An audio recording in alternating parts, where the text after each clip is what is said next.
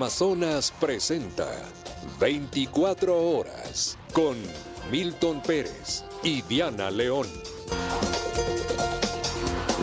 Buenas noches con todos. A la medianoche empieza el silencio electoral. Quedan las últimas horas para la propaganda. Los candidatos buscando los votos que les faltan. Hola, Diana. Hola, Milton, amigos. Buenas noches. Hoy Luisa González y Daniel Noboa cerraron sus campañas junto a sus simpatizantes. El último esfuerzo antes del domingo. Aquí empezamos.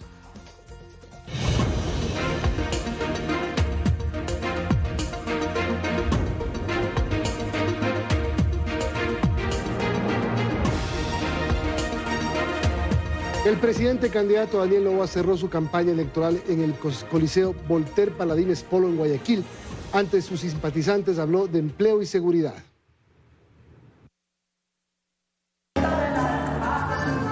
Pasado el mediodía de este jueves, se abrieron las puertas del Coliseo Voltaire Paladines Polo en Guayaquil.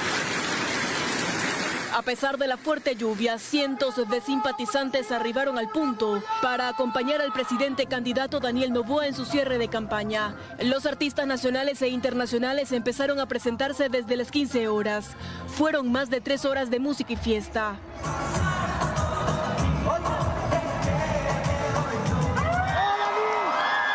Pasadas las 16:30, los asambleístas electos por ADN, junto al aspirante a la vicepresidencia María José Pinto, arribaron al Coliseo Voltaire Paladines Polo y aprovecharon para dirigirse a toda la ciudadanía.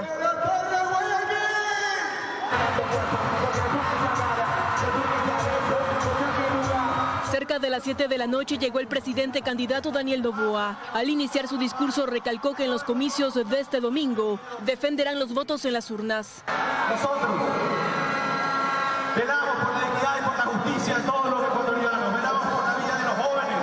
Este proyecto se basa en progreso, se basa en justicia, se basa en dignidad. También aprovechó para una vez más enlistar algunas de sus principales propuestas de gobierno en materia de seguridad y empleo. Becas para nuestros jóvenes, tienen oportunidades de trabajo para todos. En cada rincón del país quiere progreso, quiere comercio, quiere apoyo al emprendimiento. Al culminar su discurso, Noboa agradeció a los dirigentes, ministros y simpatizantes en general. Muchas gracias. Bernarda Ceballos, Teleamazonas. Y desde las avenidas Malecón y 9 de octubre en el centro de Guayaquil, donde cerró su campaña, Luisa González destacó sus proyectos en seguridad, salud y empleo.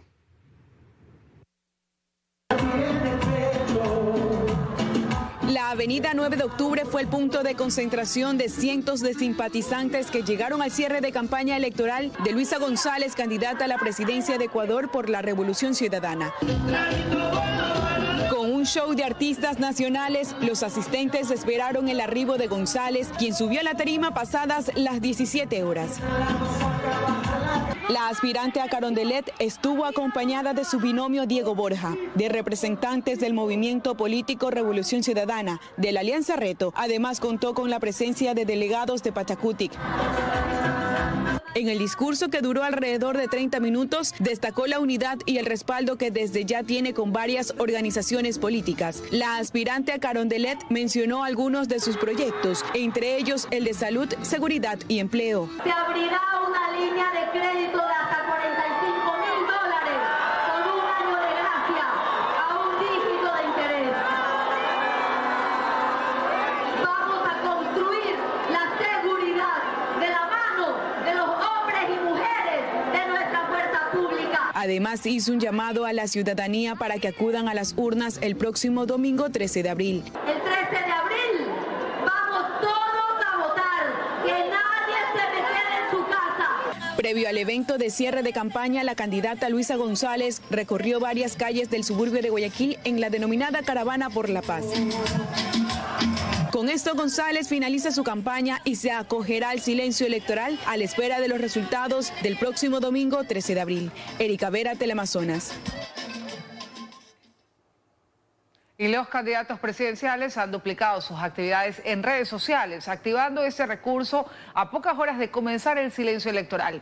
En Meta se concentra el mayor gasto electoral de los postulantes, superando los $100.000 en 30 días.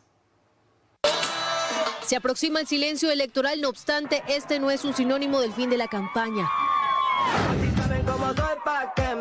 En redes sociales, los candidatos han prendido la maquinaria con el objetivo de aprovechar las últimas 72 horas antes de acudir a las urnas. El candidato Daniel Noboa en redes sociales ha duplicado su número de publicaciones. En Instagram, el presidente candidato pasó de una publicación diaria a 5 en menos de 24 horas. El contenido varía entre cierres de campaña y amplificación de sus propuestas, además de trend, donde se le observa al candidato acompañado de sus simpatizantes, familia y asambleístas electos. A esto hay que sumarle las cuentas asociadas como ADN Ecuador Oficial, que también registra un mayor tráfico de publicaciones. En el último mes, en el cual se incluye el proceso de proselitismo político, el presidenciable, en Instagram y Facebook, ha gastado más de $311.000, en tanto que Luisa González, en este mismo periodo, utilizó un rubro que supera los $91.000, utilizando una segmentación de personas entre los 18 y 30 años. Luisa González, presidente, señoras y señores. La candidata en las últimas 24 horas casi ha triplicado el número de sus publicaciones, pasando de una programación de 5 contenidos diarios a 11. Esto sumando, al igual que Daniel Noboa, cuentas aliadas como la de la Revolución Ciudadana y de los asambleístas electos. Astrix Ingrid, Teleamazonas. ¿Está mejor o peor? Y apenas el 20% de los privados de libertad empadronados ejercieron su derecho al voto este jueves. La jornada se suspendió en 2 cárceles del país por temas de seguridad. La jornada de votación de cara a la segunda vuelta arrancó este jueves con las personas privadas de libertad. Sin embargo, de los 6.218 empadronados, 476 de la cárcel número 1 de El Oro y 223 de El Rodeo en Manabí no lo hicieron. En virtud de que los últimos acontecimientos suscitados en estas cárceles no dan las condiciones. Así entonces fueron 5.519 los reos sin sentencia ejecutoriada habilitados para sufragar en 40 cárceles ubicadas en 20 provincias del país, de los cuales apenas 1.146, es decir, el 20,76% cumplieron.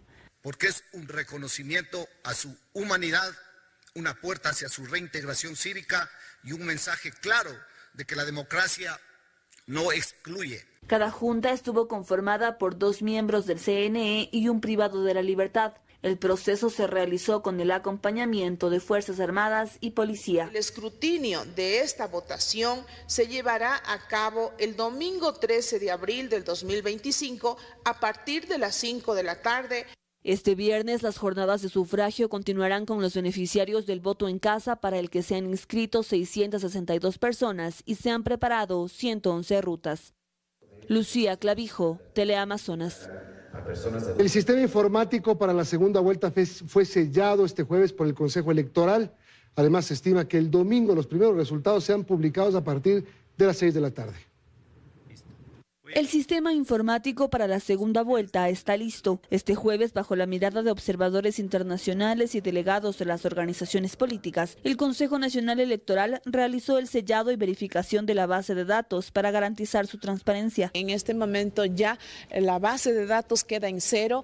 Y será precisamente a este sistema al que se subirán las actas que se digitalizarán en 1.680 recintos a escala nacional. Al ser únicamente una papeleta, se estima que los primeros resultados se visualicen 1 hora después de empezado el escrutinio. Empezaremos a transmitir los primeros resultados a partir de las 18 horas, más o menos ese es el tiempo que hemos calculado, y a partir de las 8:30, 9 de la noche tendremos en un 80-90% que ya podemos tener una idea de cuál es la tendencia de la votación. En esta segunda vuelta un voto puede hacer la diferencia. Desde la primera acta que llenen los miembros de junta hasta la última acta será publicada en tiempo real en la página web del Consejo Nacional Electoral. Cada acta cuenta con tecnología blockchain, es decir, una identidad digital única que impide que sean alteradas, y en los puntos de escaneo se han reforzado las seguridades para blindarse de hackeos. Tenemos doble factor de autenticación, es decir, que la conexión es desde el recinto hacia la publicación de resultados hacia nuestro centro de datos principal. Cada uno de estos recintos tiene su plan de contingencia en el caso de que llegara a tener algún caso fortuito. El enceramiento de este sistema se realizará el 13 de abril a las 3 de la tarde. Lucía Clavijo, Teleamazonas. Y este jueves el Consejo Nacional Electoral inauguró el programa de observación electoral internacional para capacitar a los 485 observadores acreditados acerca de cómo se llevarán a cabo las elecciones en Ecuador el domingo. Fueron capacitados sobre las labores de los miembros de las juntas receptoras del voto, las campañas electorales, el escrutinio y otros temas. Además, también se les informó acerca de sus garantías para realizar observaciones como la libertad de movilización en recintos electorales, el acceso a documentos antes, durante y después de las votaciones y la libertad de comunicación. Y desde mañana al mediodía rige la ley seca en todo el país. En Quito la policía contará con más de 3.000 servidores para los patrullajes de control. La venta, distribución y consumo de bebidas alcohólicas a nivel nacional quedará restringida desde el mediodía de este viernes 11 de abril hasta el lunes 14 a las 12 horas. No solamente es la persona que está infringiendo la ley seca en los espacios, en los territorios, es la gente que también se encuentra expendiendo este tipo de bebidas alcohólicas. Nosotros ya tenemos un cronograma, una hoja de ruta. El procedimiento policial acá es el retiro de la licencia de funcionamiento a través de la Agencia Metropolitana de Control y posterior la policía también hace la respectiva clausura y también la citación que corresponde para que a través del CNE se proceda al cobro de la multa. En caso de incumplir la medida, se contempla una sanción del 50% del salario básico unificado, es decir, $235, monto que también se aplicará a los ciudadanos que acuden a ejercer su derecho al voto en estado de embriaguez. La Policía Nacional cuenta con una amplia planificación, no solo para el cumplimiento de esta disposición, sino para garantizar una jornada electoral segura. 93 patrulleros, son 148 motocicletas, unidades móviles de atención ciudadana son 5, drones y helicópteros. Daniela Valencia, Teleamazonas.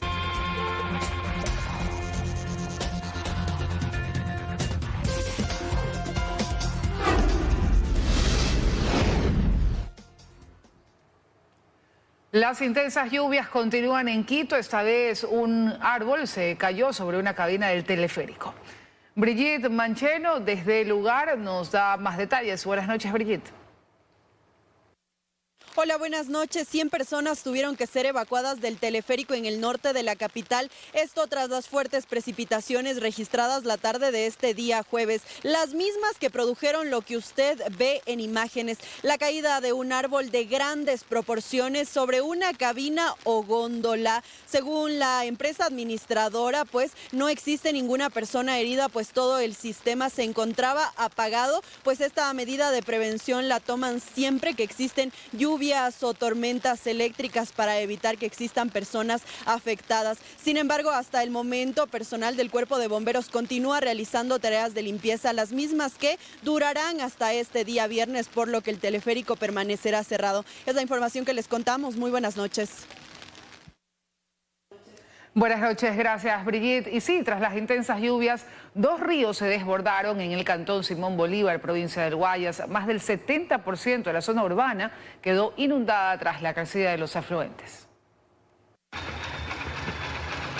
2 ríos y 3 esteros se desbordaron la noche de ayer en el cantón Simón Bolívar, en la provincia del Guayas, tras intensas lluvias que provocaron una grave inundación. El río se desbordó, el río y aguacero también. Estamos aquí ahogándonos con el agua, ahogándonos en vida. El desborde afectó a más del 70% de la zona urbana, cubriendo calles, viviendas y comercios y obligando a muchas familias a evacuar de forma urgente. No han venido a arreglar. Y eso tenemos el problema de todo, cuando crece el río, se nos mete el agua. Según informes preliminares, al menos 20 ciudadelas y 28 recintos resultaron afectados.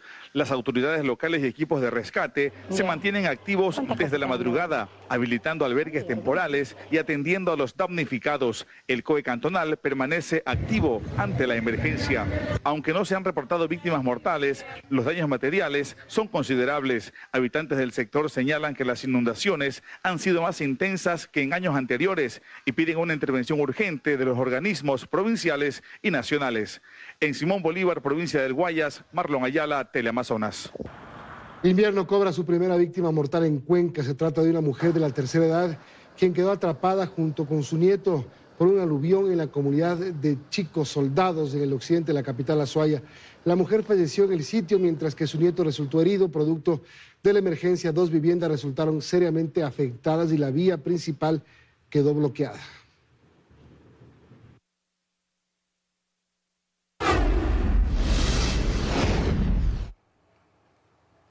El caso Ligados toma un giro inesperado tras el peritaje a las grabaciones hechas por el ex consejero de la Liga Azul, Augusto Verduga.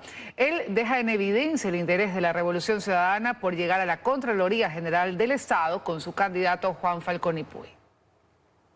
Los audios ya son parte del expediente del caso Ligados y suponen una importante revelación del trabajo de la Liga Azul puertas adentro del Consejo de Participación Ciudadana y Control Social, con Allen Berbera como titular del organismo. El caso Ligados desnuda a un militante de la Revolución Ciudadana como Augusto Verduga, con manía por grabar todas sus conversaciones, más de 350 que ya están en el expediente. Una en particular, Augusto Verduga se confiesa con su hermano Abraham en referencia a alias Jerónimo, quien para esta jerga es Rafael Correa. Honda preocupación por no cooptar la Contraloría General del Estado con su candidato Juan Falcón Ypuy. Verduga le dice: vamos a ver qué puteada nos pega Jerónimo, que cada vez que hacemos un Zoom está colérico. Allenberg le dijo de todo, pues, ¿no? En la última reunión. ¿Quién es el responsable? Tú eres el responsable directo, Allenberg, le dijo. Y le gritaba, ¿no? Tú pusiste la de TICS. ¿Quién puso la de TICS? ¿Augusto tiene a alguien de TICS, Yadira? No, presidente, no pues. Entonces tú eres el directamente responsable, es imperdonable lo que has hecho. Se nos van a llevar a las elecciones, las presidenciales. Y también no vamos a tener contralor. ¿Para qué la pones ahí, esta chica? Vota a esas mujeres. La votas, si sales bien librado, hasta la votas. Y sí, la disposición se cumplió 10 días después de la fallida intervención de los azules en el concurso. Según registros de talento humano del Consejo, Arango fue separada del cargo el 10 de octubre. Marco Chalco, quien fue presidente de la Comisión Ciudadana de Selección del concurso para Contralor, se confiesa en entrevista telefónica con 24 horas. Reconoce que se intentó sin razón un nuevo escaneo de las pruebas escritas. Algo andaba mal. Recuerdo un domingo 1 de octubre, el protocolo decía que si ya fueron escaneados en el Colegio Benalcázar, ¿por qué iba a volver a escanearlos? Todos los coordinadores de ahí, ¿no? Estaban empeñados en que se escaneen. Claro, ¿no? Claro. Y Verduga lo confirma en esta conversación con su hermano. Habla de cómo se había jugado Allen Berbera por sentar a su candidato en la Contraloría. Este man de Allen Berbera, de veras que es un... Yo sé, nunca me lo dijo. Y vulneraron esa caja fuerte. Yo no sé qué chanchullo hicieron ahí, es gravísimo. Y ahí se fue al carajo todo. Creo que, y sé que después quemaron unos papeles, ni sé qué cosas. ¿Qué mal? ¿Qué? Marco Chalco no sale del asombro al escuchar los audios. Apenas asimila lo que estaba alrededor de la Comisión Ciudadana de Selección. Pues ahora me entero que prácticamente yo he estado en medio de un grupo de cocodrilos, se puede decir, de gente impensable que hayan estado tomando de esa manera. A todo esto, Verduga ha reaccionado a través de sus redes sociales y aún habla de supuestos audios, negando incluso la existencia de los dispositivos. Nunca he tenido ningún disco duro, lo repito, nunca he tenido ningún disco duro. Ahora dicen que en este elemento han encontrado más de 100 audios míos, donde yo sería el protagonista de conversaciones peligrosas. Lo cierto es que este y decenas de audios más están en poder de Fiscalía y son parte del caso Ligados. La materialización de los dispositivos del ex consejero de Participación Ciudadana de la Liga Azul han despejado algunas dudas y han confirmado otras, que antes fueron especulaciones. Fausto Yepes, Teleamazonas. El siguiente orden del día.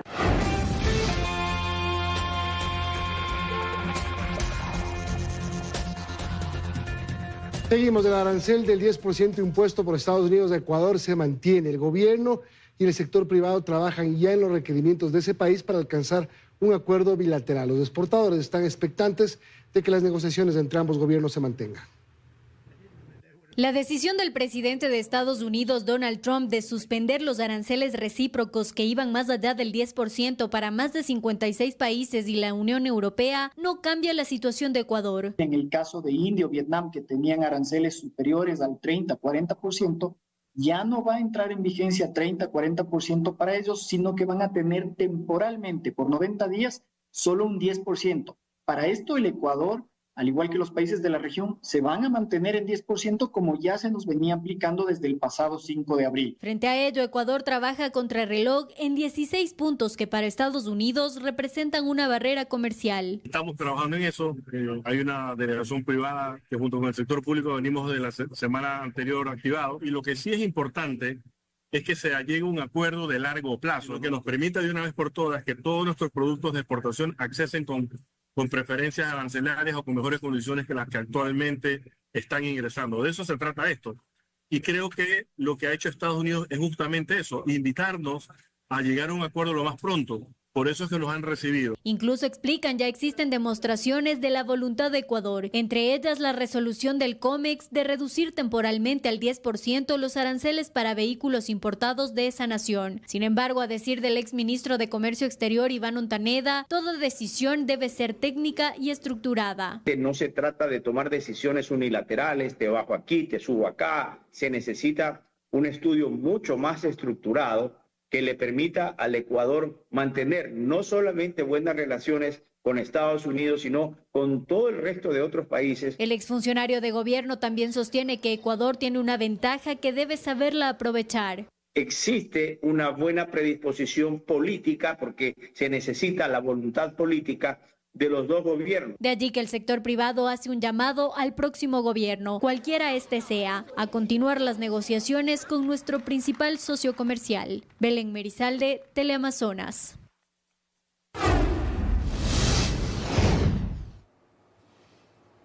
Y con la presencia de autoridades locales y nacionales se inauguró el complejo hidroeléctrico Toachi-Pilatón, el cual aportará 254 megavatios al sistema eléctrico del Ecuador. Esta hidroeléctrica está ubicada entre las provincias de Pichincha y Santo Domingo Los Áchilas.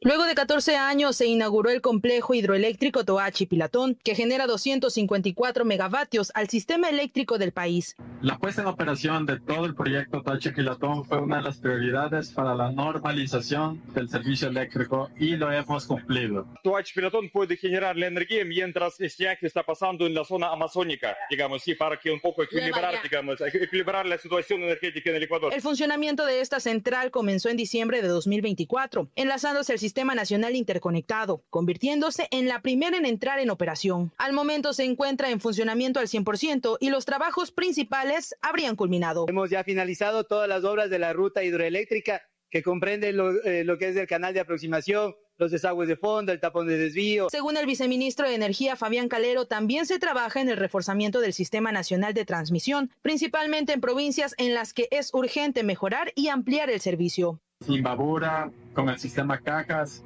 Cotopaxi con el sistema Tanicuchi, El Oro con el sistema La Avanzada y la ciudad de Guayaquil con el nuevo sistema Orquídeas. Pese a que el proyecto ya entró en funcionamiento, existen obras complementarias que aún no se han ejecutado. Estas formarían parte de áreas adicionales al complejo eléctrico. Sin embargo, no afectan el funcionamiento de la hidroeléctrica. Karen Caguano, Teleamazonas.